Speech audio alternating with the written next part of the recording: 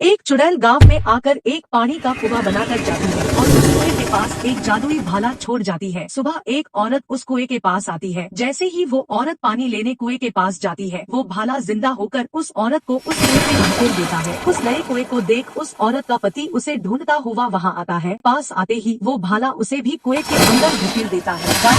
औरतें और मर्द सभी उस कुएं के शिकार हो जाते हैं। जानवर भी उस कुएं के शिकार हो जाते हैं। लेकिन एक दिन बिरजू देखता है कि वो भाला एक आदमी को कुएं में धकेल रहा है। वो कुछ गांव वालों को बुलाकर उन्हें दिखाता है। वो एक बकरी को उस कुएं के पास छोड़ता है। जैसे ही वो बकरी उस कुएं के पास आती है, वो भाला जिंदा हो जाता है और उस बकरी को उठाकर उस कुएं में फेंक देता है। गाँव वाले समझ जाते हैं ये इस जादुई भाले की वजह से हो रहा है। लोग उस भाले पर जलती हुई लकड़ियां फेंकते हैं। उस भाले में आग लगती है और वो तड़पने लगता है। चुड़ैल का भाला जलते ही कुएं के अंदर से चुड़ैल बाहर आती और लोगों को पकड़ने की कोशिश करने लगती है। एक आदमी को वो पकड़ के नीचे लेकर जाती है। चुड़ैल बूढ़ी थी, उसे जीने के लिए हर 7वें दिन एक आदमी को मारना पड़ता। आदमी को मारकर उसकी शक्ति से वो जब जवान रहती थी।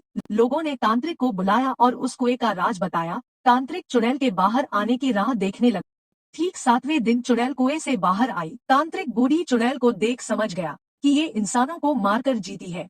जैसे ही चुड़ैल उसे पकड़ने की कोशिश करने लगी, तांत्रिक इधर उधर भागने लगा। जब चुड़ैल थक गई, तब उसने अपनी शक्ति से उस पर आग के गोले बरसाने शुरू किए। उन गोलों के वारों से बचने के लिए चुड़ैल कुएं में जाने लगी, लेकिन तांत्रिक ने उसके भाले को जीवित किया और उसी के भाले को वश में करके चुड़ैल को कुएं से बाहर निकाला। फिर भाला चुड़ैल को जोर जोर से कुएं पर पटकने लगा। ऐसे ही 2-3 बार पटकने से ही चुड़ैल की मौत हो गई।